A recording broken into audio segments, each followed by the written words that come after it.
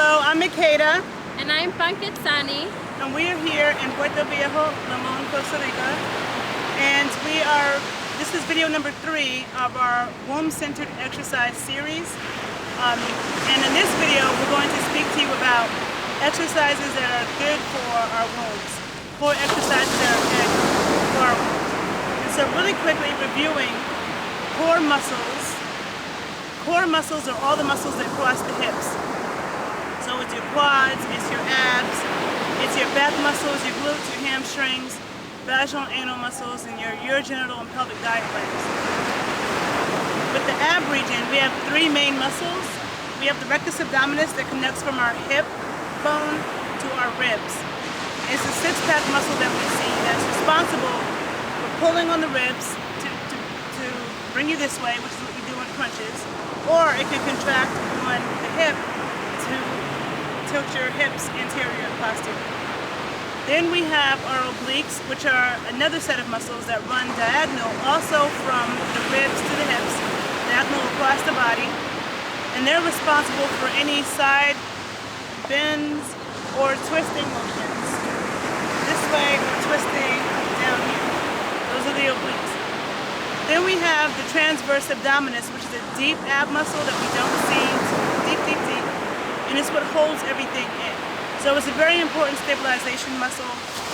Anytime you do any kind of balancing or stability, you're really engaging the transverse abdominis as well.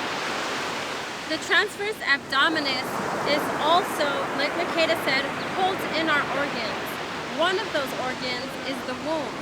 And so if our transverse abdominis is weak, then our womb can also be weak in positioning. It can kind of move forward, move backward. It's not going to be held tightly in there.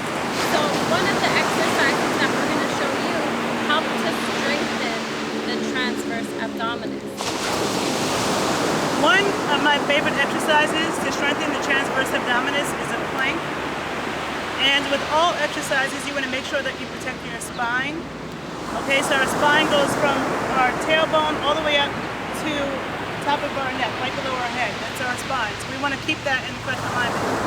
So we always want to have our chest out, slightly out, shoulders rotated back, abs engaged, neutral hips. And I want to maintain the same thing in the plank. Okay, so I don't stand like this, and I don't stand like this. You stand with your head, everything in alignment. So with the plank, you're balancing your weight on your forearms and your toes. You want to make sure you have a straight line between your elbow and your shoulder. You want to make sure that your neck is relaxed, your abs are engaged, you're pulling your navel in towards your spine, and you're focused on breathing. Deep, slow breaths in through your nose, out through your mouth. You want to mentally bring your concentration to your navel, to your abs, and squeeze them in. You don't want to let your hips sag like this. You don't want to be up here. And you also don't want to put the stress on your neck and be here. So you want to make sure your spine is in alignment. So Makeda's spine is in perfect alignment right now. And also, as she's planking, she's pulling in her transverse abdominis muscle. So she's bringing up her belly button and trying to make it reach her spine. At the same time, because again, she is making muscle, she's tensing her muscles. She is also bringing in and up her pelvic floor. So she's squeezing up. So the pressure is coming up this way and in this way, keeping your womb in alignment. So as she's holding this pelvic floor tightens. And go ahead and release, Makeda. She releases and relaxes her pelvic floor. Letting it go, letting her take a rest. And then she could plank for another 30 seconds, 1 minute, 3 minutes, whatever her routine is. If you're starting out, like Makeda says, start out gently. Get to know your body. Try it for a few seconds. And then add maybe 5 seconds every couple days. And planks can also be modified To make them a little bit easier, or just to change your position, you can do them with your arms straight. So again, making sure you have a line between your elbow and your shoulders. Your wrist and your shoulders. And again, still holding yourself here. You can make it more difficult by lifting a leg or a hand. So you can, from here, lift an arm, or you can come down here and lift a leg and switch feet. Those are more advanced. You don't want to do those until you're able to plank strong and correctly for about 2 minutes. But those are ways that you can make it more difficult.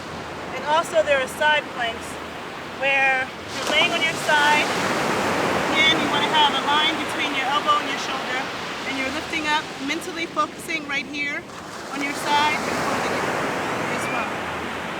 We talked about in our last video how sit-ups can be detrimental. So by having a movement or a position like a plank, you're avoiding that movement, that bearing down, that pressure, that weight that will push down your pelvic floor and weaken it over time. So instead, you're actually strengthening it over time. If you're familiar with yoni eggs, you can also do that exercise with the yoni egg inside and bring the pelvic floor and the yoni egg up inside of your vagina or up into your pelvis.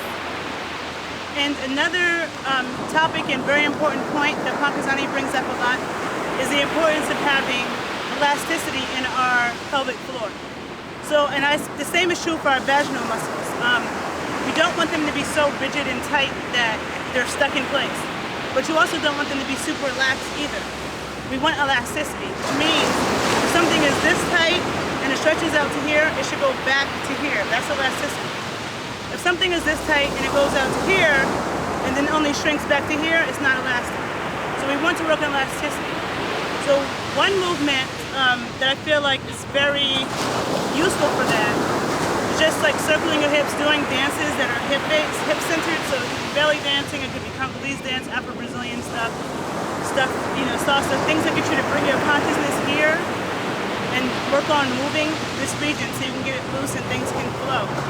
And so one really important simple movement that you can practice are reverse crunches, either laying or standing. So instead of always being here, crunching here, you're focusing on contracting the lower part of the abdominis. So as I contract, my muscle, my rectus abdominis is pulling, is shortening and pulling on my hip, bring my hip this way, and then I relax. And I contract and I relax. This movement is different than that pushing back. They're two different movements. Also, a lot of times when I show people this movement, they end up pushing their hips forward like this. This is not the same thing. You really want to make sure your knees are bent and engage the lower abs.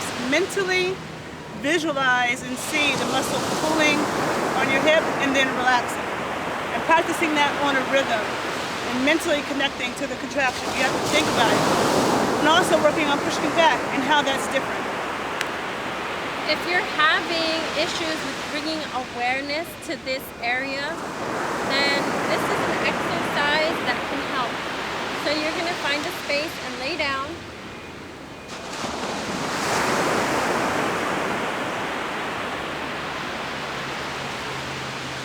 And you're going to focus awareness here in the bottom half, so right underneath your belly button and right above your pubic bone. So this here is my pubic bone, and you're going to focus awareness right here in this area. So if you bring your belly button into your body, you're going to take a deep breath, expand, and then with your exhale, you're going to push your belly button down. And then as you're pushing your belly button down, you're going to feel this area right up here.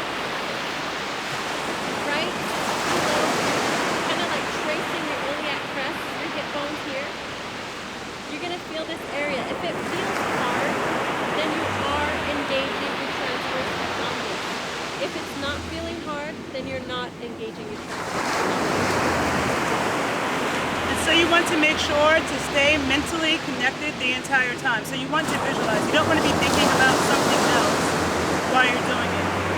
So what she did laying down was opposite of what I was doing when I was contracting and relaxing, which also can happen laying down in the same position. The opposite is to inhale and fill your belly with air and let it expand, and then exhale and push it in. So there are two different movements and exercises. That's right. And any of these exercises can be done with your vaginal egg. As you're tensing your pelvic floor, you're also engaging the muscles in your vagina and bringing up the egg. And as you exhale, relax. So these help with increasing strength, awareness, and flexibility, elasticity in our pelvic region, starting from our vaginal muscles to the diaphragms and the entire pelvic floor. So they work together, as opposed to just doing Kegels or just doing crunches all the time. You're working on bringing awareness and flexibility. That's right. Awareness, tone, and flexibility is what your pelvic floor needs, what your womb needs to give you long-standing health. That's all the time we have for this video. If you have any questions about when to use these exercises or if they're safe for pregnancy, you can go ahead and leave us a comment below. Thank you, bye.